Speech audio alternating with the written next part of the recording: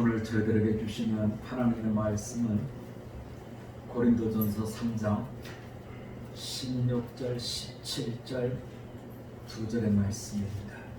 제가 16절을 보고 여러분이 17절을 봐주시기 바랍니다. 말씀을 나눌 때에 살아계신 하나님의 음성 들으실 수 있기를 바랍니다. 16절 제가 먼저 보겠습니다. 너희가 하나님의 성전인 것과 하나님의 성령이 너희 안에 계시는 것을 알지 못하느냐? 누구든지 하나님의 성전을 더럽히면 하나님이 그 사람을 멸하시리라. 하나님의 성전은 거룩하니 너희도 그러하니라. 아멘. 오늘 주신 말씀의 제목을 성도는 하나님의 성전, 이런 제목을 말씀 속에서 붙여봤습니다. 성도는 하나님의 성전이다. 우리가 이제부터 6월달 내내 고린도전서의 말씀을 매주 지금 나누게 됐죠. 그래서 4번에 걸쳐서 고린도전서의 말씀을 우리가 나눌 텐데요. 이제 우리가 고린도전서의 말씀을 쭉 나누려고 하면 여러분에게 좀 참고가 될까 해서 사도행전 18장 1절부터 18절의 말씀을 배경사가 되니까요. 이 고린도 교회가 어떻게 세워지게 됐는가 하는 배경사가 되니까 사도행전 18장 1절부터 18절까지 말씀을 댁에서 좀 봐주시고요. 오늘은 그 말씀은 저희가 같이 나누지 않겠습니다. 다만 설명을 좀 드리자면 바울이 3번에 걸쳐서 선교 여행을 하죠. 그러나 가는 곳마다 다 잘 된 건 아니에요. 그 잘 됐다 안 됐다가 뭐 도망가야 되는 형편이라서 그런 의미는 아니고요. 복음이 전해졌는데 어떤 데서는 잎이 나고 꽃이 피고 열매가 달렸는데 어떤 데서는 잎도 안 나고 꽃도 안 피고 열매도 없고 또 열매가 났다고 해도 몇 개 없는 이런 곳들이 있었죠. 그래서 우리가 바울은 이 바둑하는 분으로 치면은 복기를 잘한 것 같아요. 내가 왜 여기에서는 잘 안 됐고 여기에서는 잘 됐는가. 그래서 되돌아보면서 다음번에 전도하러 가서는 이것을 가지고 고쳐야 될 것들을 고쳐내고 또 참고해야 될 것들을 잘 참고를 해서 풀어낸 것을 우리가 보게 되는데요. 바울이 고린도로 가기 직전에 지금 우리들이 얘기하는 아테네, 성경에서는 아덴이라고 표현하는데요. 아덴에 갔더니 우상이 엄청 많더라는 거예요. 그래서 너무 많은 우상을 보고 격분을 했어요. 자, 마음에 막 격분하면 화가 이렇게 올라오지 않겠습니까? 이렇게 격분하다 보니까 어떻게 됐냐면 아덴에서 만나는 사람마다 붙들고 사람들에게 논쟁을 한 겁니다. 바울이 가지고 있는 논술 실력을 가지고 사람들을 설득한 거예요. 당신들은 왜 생명도 없는 우상들에게 절을 하고 왜 이러십니까? 하고 논쟁을 했는데 그 논쟁점이 격분해서 그랬는지는 모르겠지만 조금 복음을 걷어들이기에는 빗나갔다는 거예요. 그래서 그 점을 바울이 이제 잘 그렇게 돌이켜 보면서 고린도에 가서는 아테네에서 실수했었던 것들을 반복하지 않는 이런 모습을 거기서 보여주고 있죠. 자, 이제 고린도로 들어갔을 때 바울은 누구를 만나게 되냐면 로마에 있다가 고린도로 온 브루스길라 아굴라 이 부부를 만납니다. 그래서 이 부부와 같이 천막을 만들면서 이제 주일마다 안식일마다 가서 회당에 가서 복음을 전했어요. 그런데 예수가 부활하셨다. 예수가 우리가 기다리던 메시아다. 이 말씀을 전하게 되니까 이 유대인들이 받아들일 수가 없는 거죠. 충돌이 생겨서 결국에는 회당에서 더 이상 복음을 전할 수 없는 상태가 돼서 쫓겨났습니다. 그 쫓겨나가지고 그 유스도라고 하는 분의 집에 가서 이제 복음을 전하게 됐는데, 복음을 전하던 중에 하나님께서 환상 중에 나타나셔서 말씀을 주셔요. 이 성에, 이 고린도 성에는 내 백성이 많다. 그러니 두려워하지 말고 여기서 복음을 전해라.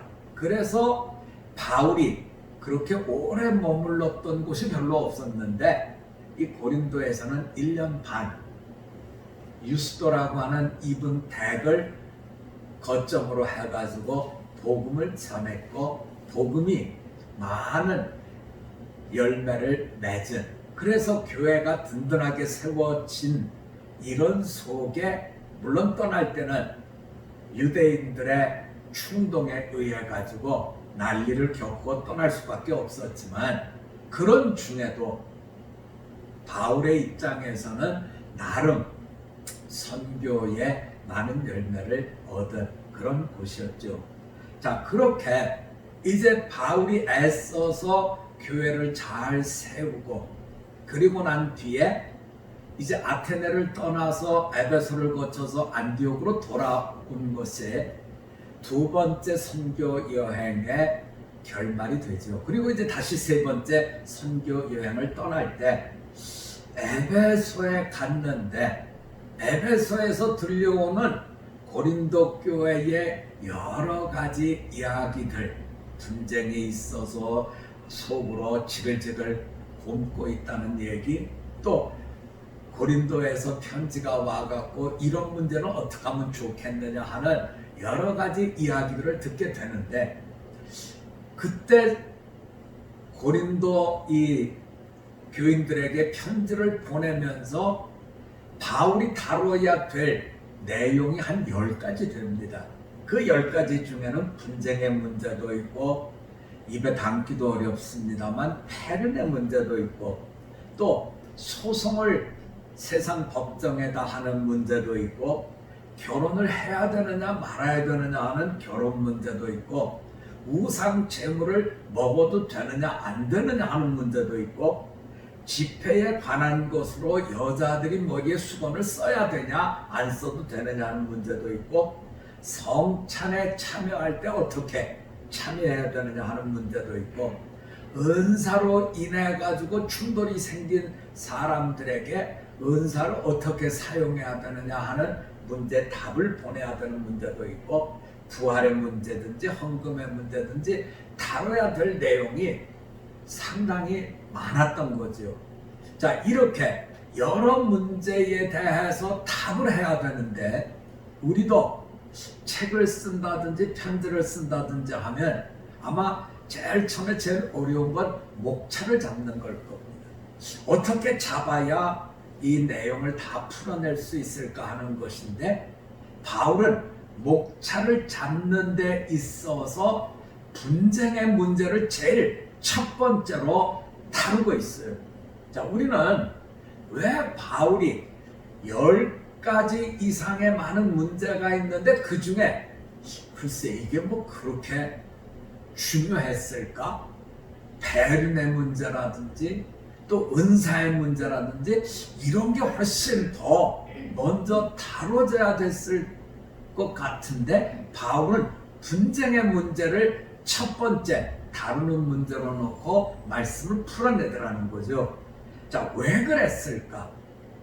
바울이 분쟁의 문제를 다룬 것을 우리가 짚어낸다고 하면 복음의 핵심을 마음에 담고 푸는 데 있어서 훨씬 명확해지는 것이 오늘 주신 말씀 속에서 이제 나타나게 되는 것이죠. 자, 우리가 이 문제를 다룰 때 바울이 왜 그러면 분쟁의 문제를 먼저 다뤘는가 하는 것은 분쟁의 문제를 다루면서 뭘 풀어주고 있냐면 십자가의 도에 대한 말씀을 풀어주고 있습니다. 다시 말하면 분쟁의 문제를 처음 다루는 것은 십자가의 도를 이분들에게 명확하게 해주기 위한 것으로 분쟁의 문제를 다루고 있더라는 거죠. 자, 우리가 여기서 조금 예수님 활동했던 대로 좀 한번 가서 십자가를 어떻게 보고 있느냐 하는 이 내용을 좀 보면 좋겠는데요. 자, 예수님께서 3년 공생애 중에 마지막 하이라이트는 예루살렘에 들어간 것이죠. 예루살렘에 들어갔을 때 예수님께서 사람들에게 굉장한 환영을 받죠. 어린 아기 새끼를 타고 들어갈 때 사람들은 자기의 옷을 벗어서 길에다가 마치 임금님을 맞이하는 것처럼 길에다가 펴주고, 또 종려나무 가지를 꺾어서 호산나 호산나 찬양을 하면서 예수님을 왕처럼 이렇게 맞이해 주죠. 자, 그러면 우리가 이런 예수님이라면 어린 나귀 새끼를 타고 어디로 갔어야 됐을까 한 번쯤 생각해 본다면 사람들이 많이 모이는 광장으로 가서 예루살렘 성을 들썩들썩하게 만들어야 되지 않을까 생각하는데, 예수님은 광장으로 간 것이 아니라 성전으로 갑니다. 그리고 성전에 가서 장사하는 사람들을 다 내쫓아요.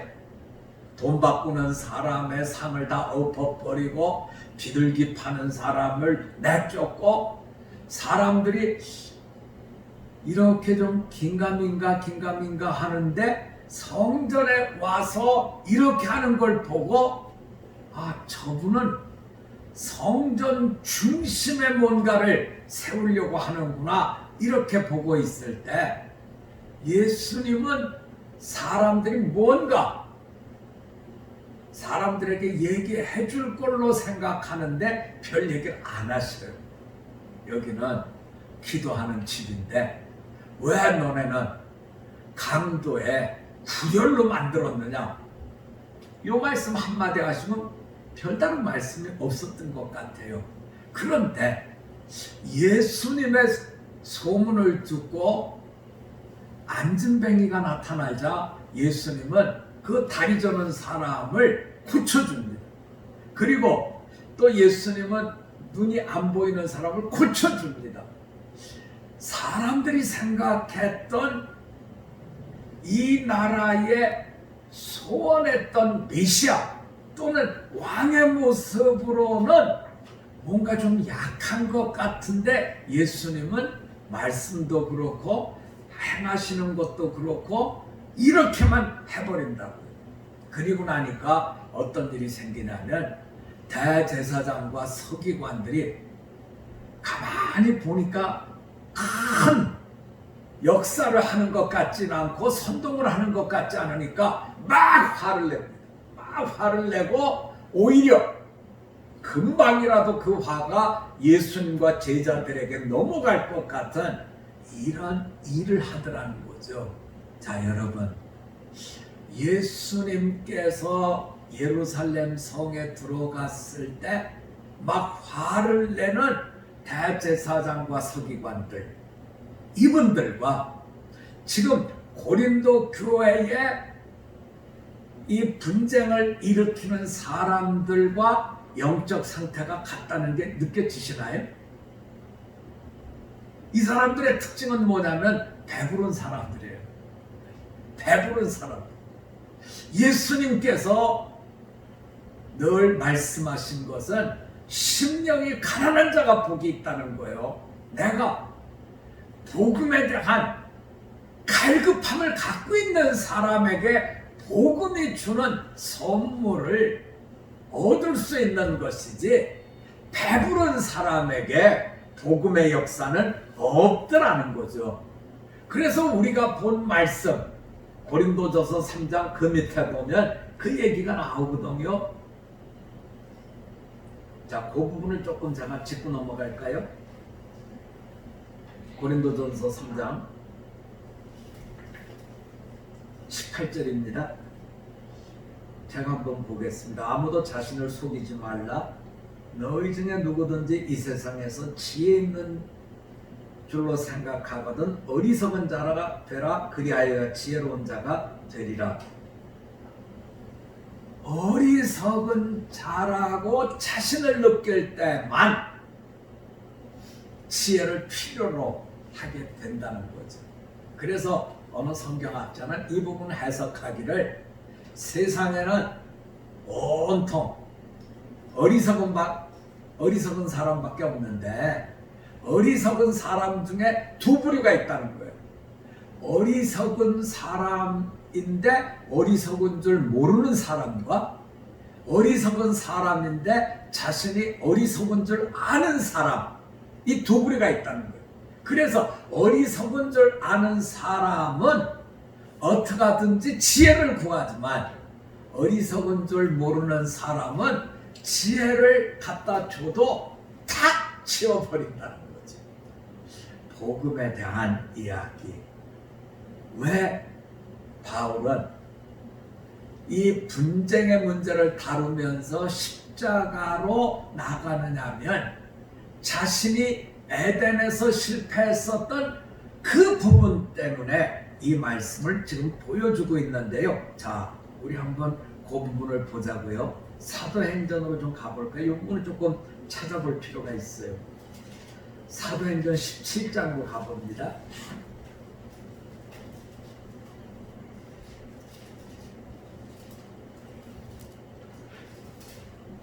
조금 깁니다. 16절, 17절, 18절이에요. 세 절을 보는데요. 제가 16절을 보고 여러분이 17절을 보고 18절은 같이 보겠습니다. 16절입니다. 바울이 아덴에서 그들을 기다리다가 그 성에 무상이 가득한 걸 보고 마음에 격분하여 회당에서는 유대인과 경건한 사람들과 또 장터에서는 날마다 만나는 사람들과 열만하니 18절 같이 봅니다. 시작. 어떤 에피프로스와 스토아 집사자들도 바울과 잔논할세 어떤 사람이 이르되 이 말쟁이는 무슨 말을 하고자 하느냐 하고 어떤 사람은 이르되 이방신들을 전하는 사람인가 보다 하니 이는 바울이 예수와 부활을 전하기 때문이라라. 아멘. 사도행전의 이 부분에서 우리가 세세한 마음으로 보지 않으면 놓치는 게 있어요. 예수를 전했는데 바울은 어떤 예수를 전했다고요? 예수와 부활을 전한 거예요. 그럼 뭐가 빠진 겁니까? 십자가가 빠졌더라는 거죠. 필요성에 대한 동기부여가 안 됐다는 거예요. 예수는 이렇게 훌륭한 분입니다. 예수는 이런 사람입니다. 예수는 이런 하나님의 아들입니다. 이 얘기를 하다 보니까 예수와 부활을 전했지 예수님의 십자가 죽으심과 부활을 전하지를 못했는데 사람들은 부활의 얘기를 들으면서 그거 참 신기하네. 아니 사람이 어떻게 부활을 해? 죽었으면 끝이지. 여기에만 머물러 버렸다는 거예요. 그래서 너무 자기가 우상이 많은 걸 보고 막 격분해가지고 막 붙잡고 논쟁을 한 거죠. 어떻게 당신들은 우상을 그렇게 이러다 보니까 예수 십자가 내가 왜 예수를 믿어야만 되는지 내가 어떤 구원받을 수 없는 존재인가 하는 이 부분에 내용이 빠져버렸다는 거죠. 그래서 많은 사람들을 붙들고 논쟁은 했지만 그러나 우리는 이 속에서 바울이 깊이 깨달은 것이 십자가 없는 복음은 이것이 세워질 수 없는 복음이구나 하는 점을 여기서 다시 한번 보게 되는 거죠. 이 내용을 가지고 우리에게 와서 우리가 한번 보자고요, 여러분. 오늘날 한국의 많은 교회가 십자가, 부활, 구원을 얘기하나요? 아니면 부활의 성공, 성장의 신학, 어느 쪽으로 가 있나요? 우리가 여기서 한 번쯤 짚어줘야 될 것은 한국 교회가 지금 앓고 있는 병이 무엇입니까? 할 때에 다른 사람에 대해서 돌 던지는 건 잘하지만 나에 대해서 정말 나는 예수님의 십자가 구원이 필요합니다 하는 십자가 신앙의 자세를 잘 갖고 있느냐. 길에 나가서 우리가 외치는 것도 잘해요. 또 예수를 믿고 성공하는 성공신학도 잘 우리가 해요. 많은 것들을 잘 하고 있습니다만 정작 예수 십자가에 배고픈 신앙인의 자리에 가서 서 있는 나는 죄인입니다. 나는 예수가 필요합니다. 나는 정말 예수 없이는 살 수 없는 절박한 죄인입니다 하는 이 부분을 잘 형성하고 있느냐 하는 것을 돌아보게 되는 거죠. 참으로 예수님의 제자들이 그토록 예수님을 열심을 다해서 섬겼지만 그분들의 머릿속에는 예수님의 십자가가 들어갈 틈이 없었던 거죠.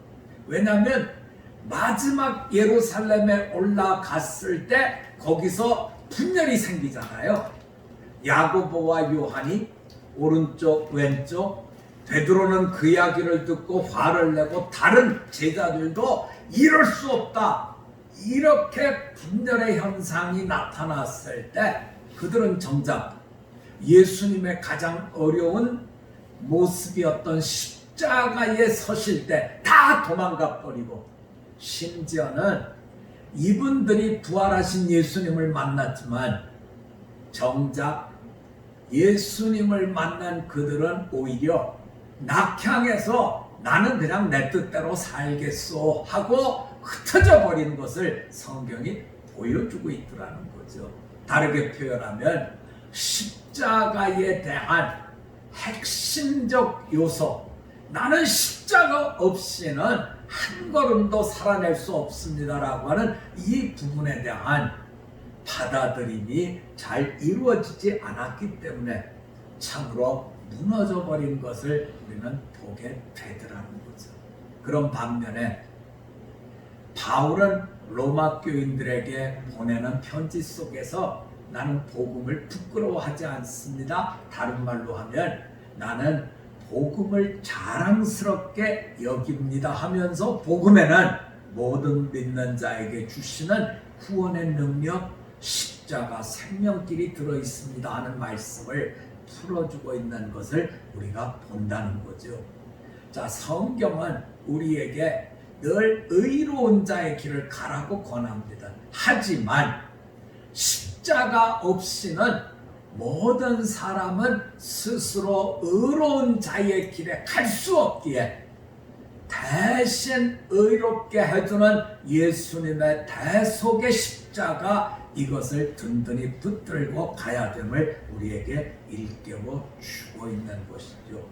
오늘 우리가 고린도 전서의 첫 번째 말씀을 나누면서 바울이 분쟁하는 사람들에게 십자가의 도를 전하기 위해서 분쟁을 다뤄야 될 목록 제일 앞에 놓고 다루고 있고, 그리고 이것을 통해서 우리가 무슨 문제를 갖고 있는지, 십자가에 대해서 배고픔을 갖고 있지 않으면 우리는 부활로 나갈 수도 없고 재림에 대한 길에 설 수도 없는 우리 자신들인 것을 이처럼 일깨워 주고 있는 것이죠.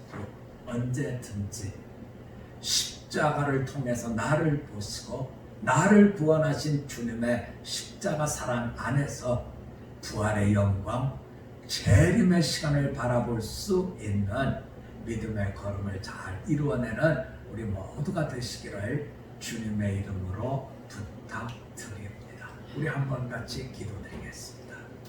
하나님 아버지, 지혜에 대해서 배부른 자는 지혜를 받아들일 수 없고 십자가에 대해서 배고프지 않으면 사람들은 자기를 자랑하다가 무너지는 것을 성경은 오늘 우리들에게 보여주고 있습니다.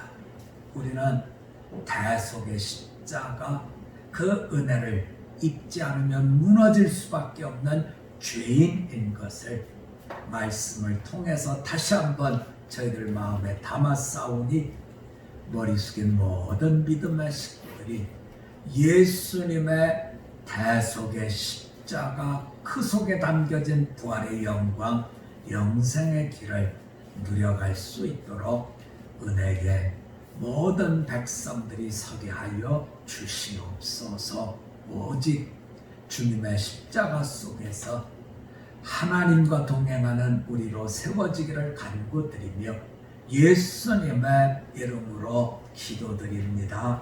아멘.